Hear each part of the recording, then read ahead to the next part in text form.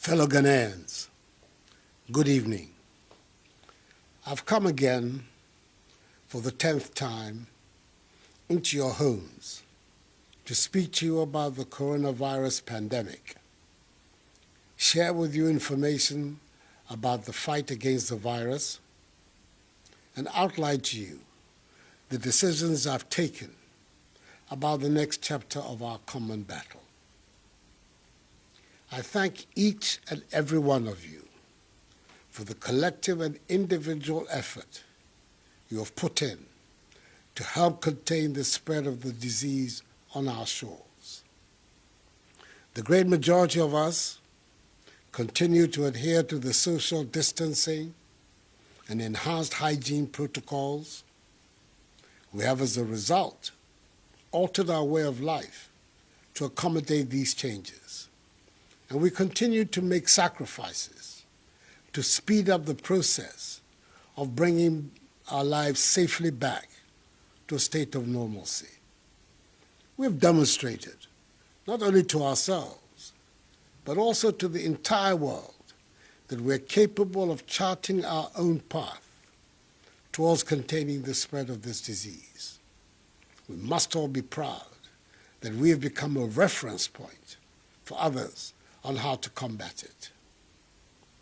In all of this, I say a special aiko to our heroic healthcare workers, our efficient teams of contact tracers and testers, our far-sighted scientists, our professional security personnel, and responsible members of our media, who've done a yeoman's job over the last 11 weeks in the fight.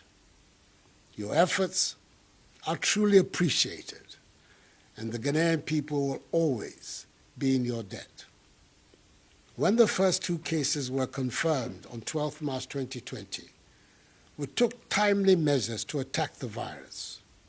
We decided that we would, 1, limit and stop the importation of the virus, 2, contain its spread, 3, provide adequate care for the sick, 4, limit the impact of the virus on social and economic life, and 5, use the opportunity afforded by the emergency to expand our domestic capability and deepen our self-reliance.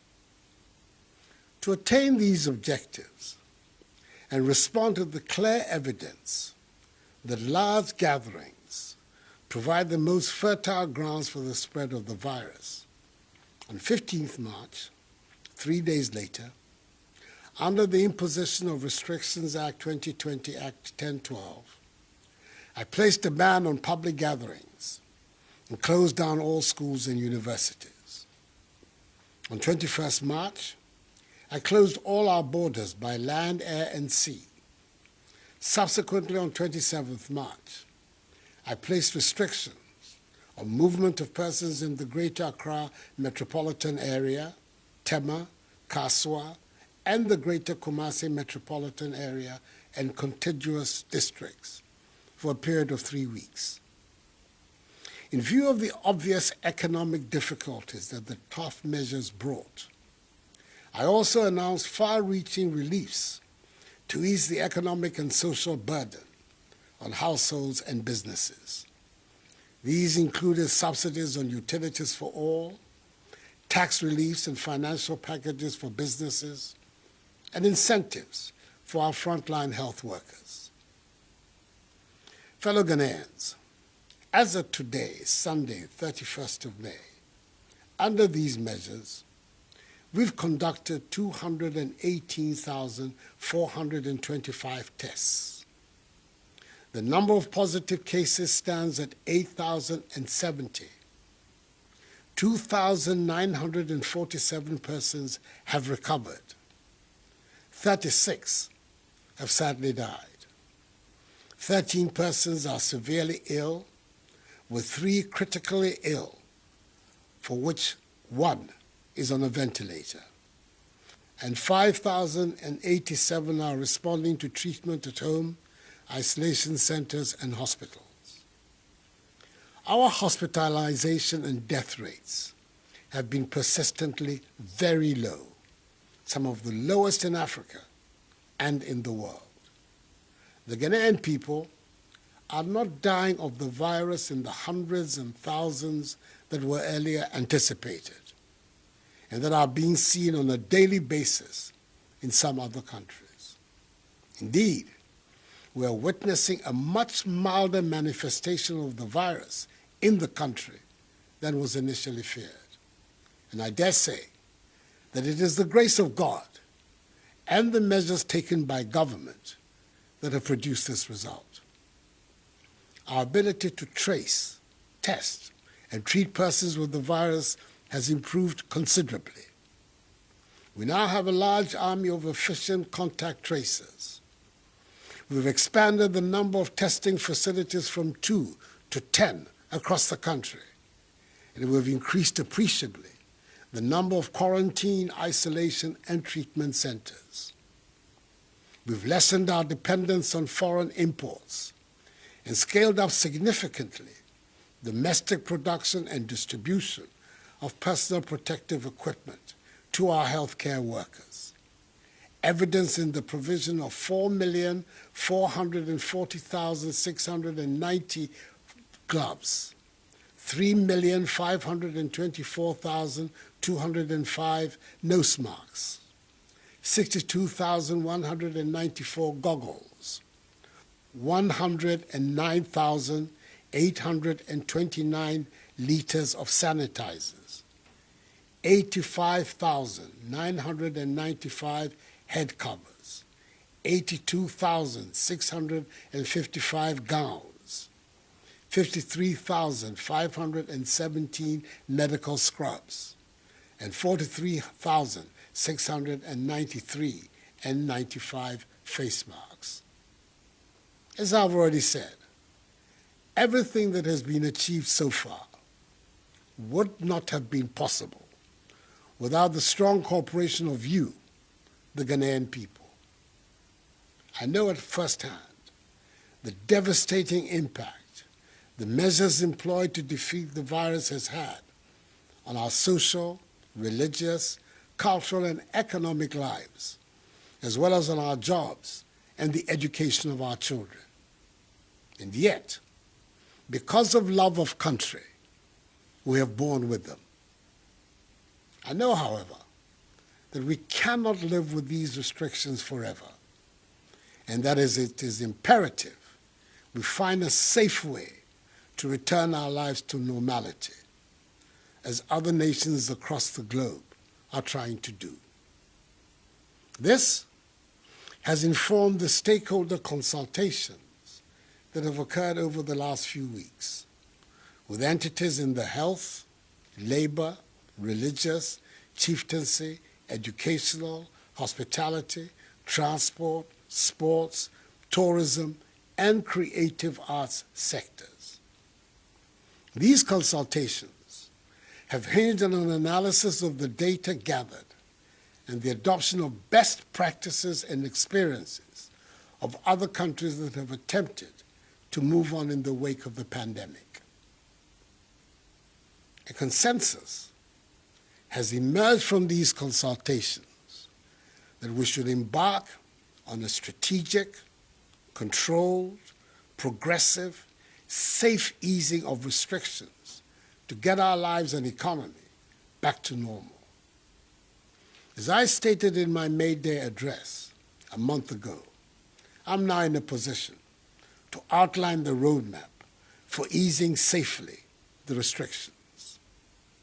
Ours is going to be a phased approach involving a selected list of public gatherings based on their risk profile, socioeconomic impact, and most importantly, our capacity to enforce and to respond in the event of a flare-up in our number of infections. So, fellow Ghanaians, with effect from Friday, 5th June, we will begin stage 1 of the process of easing restrictions. An abridged format for religious services can commence. 25% attendance with a maximum number of 100 congregants can worship at a time in church or at the mosque, with a mandatory 1 meter rule of social distancing between congregants. In addition to the mandatory wearing of masks for all persons at all times in churches and mosques, a register of names and contact details of all worshippers and hand-washing facilities and sanitizers must be provided, with a maximum duration of 1 hour for each service. Religious institutions that are desirous of opening their premises to their members, such as churches, mosques, and others, must disinfect, fumigate, and put in place the requisite logistics needed to guarantee safe opening and operationing. They must work with the designated regulatory bodies and undertake test runs of the protocols I have outlined. I would appeal to them, in the case of Christians, on the first Sunday of reopening, i.e. 7th June, in the case of the Adventists, Saturday, 6th June, and in the case of Muslims, on the first Friday, i.e. Salat al-Jum'ah, on 5th June, to dedicate their worship to prayers for the nation in these challenging times. The Minister for Religious Affairs will tomorrow, Monday, 1st June, outline in detail the specific guidelines for the safe reopening of our churches and mosques. From Monday, 15th June, the decision has been taken after engagement with the teacher unions, whose cooperation I salute, to reopen schools and universities to allow for final year, junior high, senior high, and university students to resume classes ahead of the conduct of their respective exit examinations. Indeed, final year university students are to report to their universities on 15th June. Final year senior high school SHS3 students, together with SHS2 Go Track students, on 22nd June. And final year junior high school JHS3 students on 29th June. JHS3 classes will comprise a maximum of 30 students. SHS classes a maximum of 25 students. And university lectures will take place with half the class sizes. All final year students of educational and training institutions, which are being managed by ministries other than the Education Ministry, are to return to school on 15th June to complete their exit examinations. Again, prior to the opening of schools and universities, the Ministry of Education and the heads of public and private educational institutions will fumigate and disinfect their institutions. Each student, teacher, and non-teaching staff will be provided with reusable face masks by the Ministry of Education. With the avoidance of doubt, all other educational facilities, private and public, for non-final year students will remain closed. The Minister for Education in the coming days will outline in detail the specific guidelines for the safe reopening of our schools and universities. Private burials, now with a maximum of 100 persons, can continue to be performed. Restaurants providing seated services can operate under appropriate social distancing arrangements and hygiene protocols. Individual, non-contact sports can go ahead.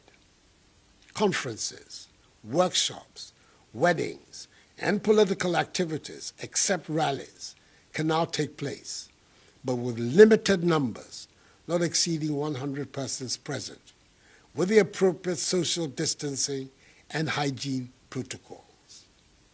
Marketplaces, workplaces, public transport, and constitutional and statutory bodies such as the Electoral Commission, the National Commission for Civic Education, and the National Identification Authority, whose activities were exempted from the outset from these restrictions, must conduct their activities in accordance with social distancing and the necessary hygiene and safety protocols.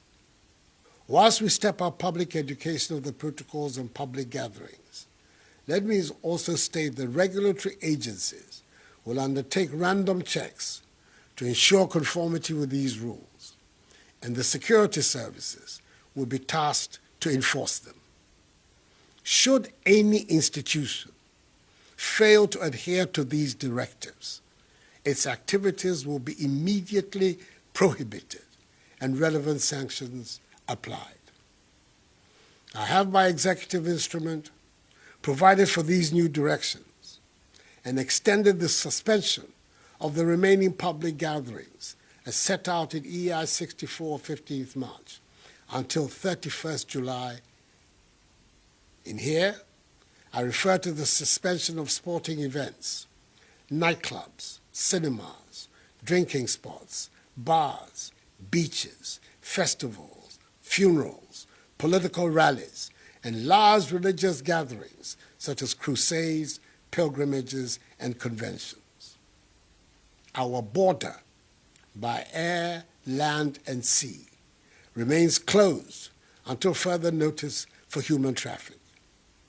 However, given that there are Ghana residents stranded abroad, special dispensation is going to be given for their evacuation back to Ghana, where they will be subjected to the mandatory quarantine and safety protocols. Fellow Ghanaians, it is said that with greater freedom comes greater responsibility.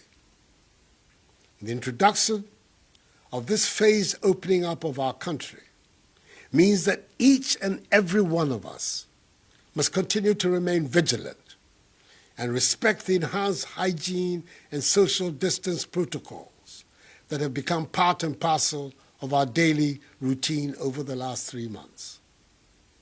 We cannot afford to let our guard down and ruin the successes we have chalked over this period. Yes, there exists a possibility of a potential surge in infections. As a precautionary measure, we've strengthened further our existing national, regional, and district response teams with the support of the security forces to step up to deal with any eventuality. Over recent weeks, we have learned from the cases at the fish processing plant in Tema and in the Obuasi municipality how to deal with such sudden spikes. We will continue to learn, review, and adjust where and when we need to do so. We will only proceed with this staggered opening up of our country when it is safe to do so. Fellow Ghanaians, now more than ever, we must adhere to enhanced personal hygiene and social distancing protocols. Wash our hands with soap under running water, refrain from shaking hands, and we'll wear our masks whenever we leave our homes. In the Ghanaian context, it has been established that the cases of comorbidity, i.e. underlying health conditions, that are associated with almost all the COVID-related deaths are mainly diabetes and hypertension. The risk factors for these diseases are being overweight, eating refined foods, too much salt and sugar in meals, inadequate physical exercise, excessive alcohol intake, and smoking. It is thus critical that we improve our fitness levels and adopt healthy eating practices that incorporate our local foodstuffs, which boost our immune systems. Persons with these diseases must take extra precautions and take their treatment seriously. I'm calling upon the Ministry of Information, the National Commission for Civic Education, and the media to intensify public education of these protocols and directions. I entreat all religious, traditional, community and opinion leaders to continue to partner with government in engaging, mobilizing, and enforcing adherence to social distancing and personal hygiene practices in their respective communities. Fellow Ghanaians, as I stated in my fifth address to the nation, we will protect people's lives, then their livelihoods. It is this principle that guided the decision to impose restrictions and continues to guide me today. The fact of the matter is that the measures we have taken appear, by the grace of God, to be working. Our healthcare system is so far not overwhelmed, and you, the Ghanaian people, have largely embraced the principles of social distancing, the wearing of masks, and the enhanced hygiene protocols, which are our most effective defenses against the virus. We've learned many lessons from this pandemic. The most obvious is that we have to fortify urgently our public health system. We have committed to the implementation of Agenda 88, that is building, within a year, a fully equipped, functional district hospital for each district that does not have one, and a fully equipped, functional regional hospital for each of the new regions, together with a new regional hospital for the Western region and the rehabilitation of Efia-Kwanta Hospital in 2nd D. We have to empower and increase the number of our healthcare professionals across board. Universal health coverage must become reality for all Ghanaians, not a slogan, for every Ghanaian deserves good health and good health care. We need to focus our energies on ensuring access of poor people to decent housing. We can no longer ignore this basic requirement of social justice. We have to make the things we use and grow the foods we eat. We have to come out of this crisis better, stronger, and more united than before. Ghana, free, united, socially just, self-reliant and productive. That is the Ghana we're going to create together after we have defeated this virus. Enuanom, emre kakrani, yadeɛ ye ama yɛde nhwɛsoɔ bebree aba yɛabrabom, ɛde ahokyerɛ abrɛ yɛ nyinaa. Nanso, ɛme adaroma, nhyehyɛeɛ a yɛde egu kwan mu, ɛyɛ adwuma. Ɛno nti, yɛdu mmerɛ a ɛsɛ sɛ yɛgu nhyehyɛeɛ ne mmara no mu kakra. Yɛnyɛ biribiara prɛko pɛ. Ɛfiri ɛnnɛ ɛkɔ, nipa kakra bɛtumi akɔ asɔre ne masalaakye. Yɛmba sukuufoɔ a wɔrebɛwie JHS, SHS ne university bɛtumi asan akɔ school akɔwie wɔn sɔhwɛ. Yɛyɛ ntotoyɛ ne hyehyɛ pa a ɛbɛbɔ teacherfoɔ ne yɛn mma ne ho ban. Mesrɛ mo, biribiara mu, ɛsɛ sɛ yɛkɔ so di seminar ne nsuo ɛhohoro yɛn nsa. Yɛmfa sanitizer mpepa yɛn nsa. Yɛnhyɛ mask. Yɛpue kɔ nipa mu a, yɛmma nkwan ɛndeda yɛn ntam. Yɛndidi yɛn ho ni. Ne yɛndi yɛn aduane titiriw. Mesrɛ mo, asɛm a meke, mongye ntom na motaa m'akyi. Na mommoa me, na me nso mentumi mmoa mo.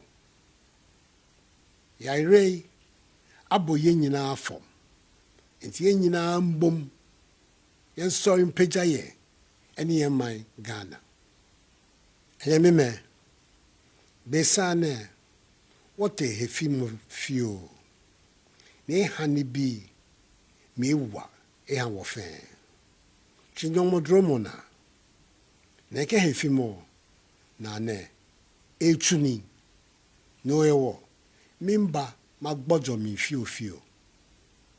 Agbene, me fio banye, amebon somo, ke maslachi ya. Wabi ni yo JHS, SHS, ke university, ni ame ba gbena, me banya ameya, ni ameya gbena. Mi tok bejiano, koni school bi, ke ame ni choloy, ni sane ko akaba.